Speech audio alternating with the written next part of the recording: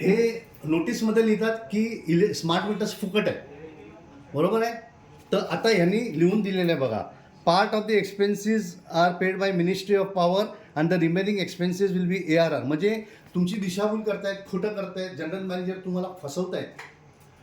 तर कसे भेटणार मला?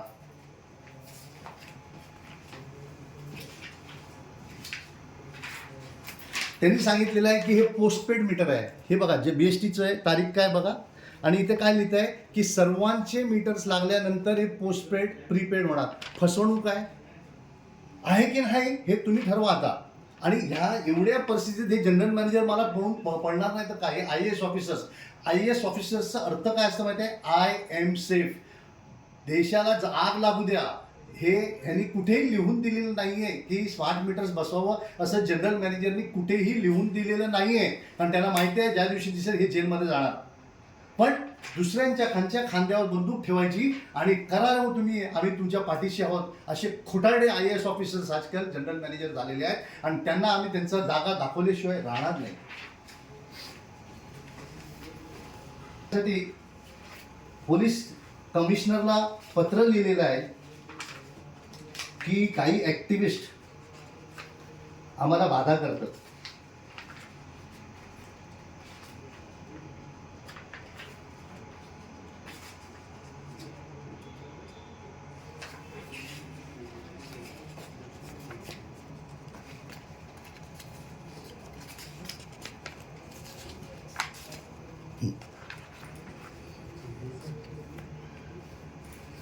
नाही.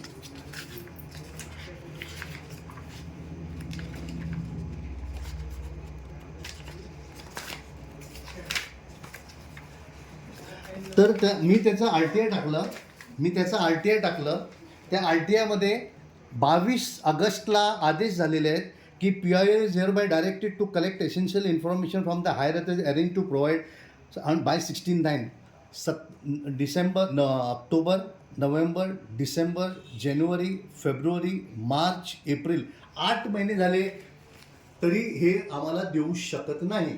ह्याचाच अर्थ असा आहे की माझ्यावर ब्लॅकमेल करण्यासाठी, मला घाबरवण्यासाठी यांनी कमिशनरकडे कंप्लेंट केली. पण त्यांना माहिती नाही की मुंबईचे प्रत्येक सिनियर ऑफिसर्स मला पर्सनली ओळखतात आणि मी चुकीचं काम करत नाही हे त्यांना आत्मविश्वास असल्यामुळे त्यांनी काय त्याची दाद घेतली नाही.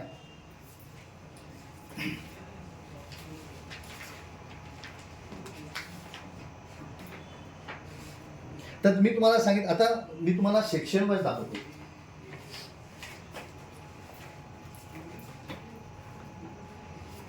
मी हे यासाठी करतोय की ते जनरल मॅनेजर जे घाबरलेले असतात ना, त्यांना कळलं पाहिजे की आम्ही इथे तुम्हाला सोडणार नाही, आम्ही अभ्यास करून येतो, तुमची दादागिरी आमच्याकडे चालणार नाही. आणि हे सर्व तुम्ही लिहून घ्या. उद्या कोणी तुमच्याकडे आलं तर तुम्ही कसं बोलायला पाहिजे हे गरजेचं आहे. 47(5) सेक्शन 47(5) ह्याच्यामध्ये काय म्हटलं जातं? The distribution licensee shall be entitled to require, आणि काय म्हणतात, if the person requiring the supply is prepaid. म्हणजे तुम्ही जबरदस्ती प्रीपेड करू शकत नाही, हे कायद्यात तरतूद आहे. तसंच 53 सेक्शन काय म्हणतं? Provision relating to safety of electricity supply. ह्या मीटर्सला आग लागली तर काय? ह्या मीटर्सचं रेडिएशनचा अर्थ काय? ह्या मीटर्स तुम्ही करोडो मीटर डिस्ट्रॉय केल्यावर त्याचा नेचरवर काय इफेक्ट होतो ह्याचा स्टडी कुठेच नाही. त्याचे बघा, protecting the public including the persons engage in generation वगैरे वगैरे वगैरे and supplied or installation, maintenance and use of electricity plant. म्हणजे ह्या सर्व गोष्टीचा जो आहे त्याचा लोकांवर काय इफेक्ट होणार आहे ह्याचं कुठेच नाही. डिस्कनेक्शनचा बघा, सेक्शन 56 की 15 दिवसाची नोटीस दिली पाहिजे. हे तुम्हाला नोटीस काय देतात? तुम्ही स्मार्ट मीटर नाही आलं तर 2 दिवसात आम्ही काढून टाकू. अरे तुमचा बापाचा माल आहे का? नोकर आहात तुम्ही. हे कायद्याचं उल्लंघन करून लोकांना ब्लॅकमेल करायचं, आणि हे नोटीसमध्ये आहे. हे नोटीसमध्ये आहे की आम्ही 2 दिवसात तुमचं डिस्कनेक्शन करू, आणि डिस्कनेक्शन फक्त एकच वस्तूने होऊ शकतं की तुम्ही तुमची पेमेंट केली नसेल तर. त्याच्यानंतर मी तुम्हाला दाखवतो, हे सर्व मॅडमला दाखवा, नाहीतर मी येऊन इथे हे करणार. 61 सेक्शन 61 आहे. इथं काय लिहितं? The factor which could encourage competition, efficiency, economical use of resources. आता हे स्मार्ट मीटर्स ही मोनोपॉली आहे, दुसरं कुठलंच मीटर नाही आहे, मग कॉम्पिटिशन कसं होणार? बरं, ह्या स्मार्ट मीटर्समध्ये लावण्याचेही पैसे लावतात आणि त्यानंतर सांगतात काय भाव कमी होणार नाही. म्हणजे स्मार्ट मीटर लावायचे पैसे घेणार पण भाव कमी नाही होणार. मग इकॉनॉमिकल रिसोर्सेस कुठे गेले? 3,03,000 कोटी तुम्ही खर्च करणार आहात आणि कॉस्ट पर युनिट नाही कमी होणार, ते नाही. मग तो फायदा कोणाला?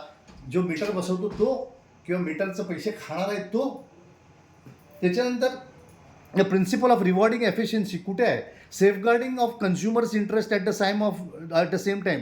तुम्ही आम्हाला भाव कमीत कमी लावला पाहिजे. हे धनाधन भाव लावतात. कुठल्या MERC झोपलेली आहे का?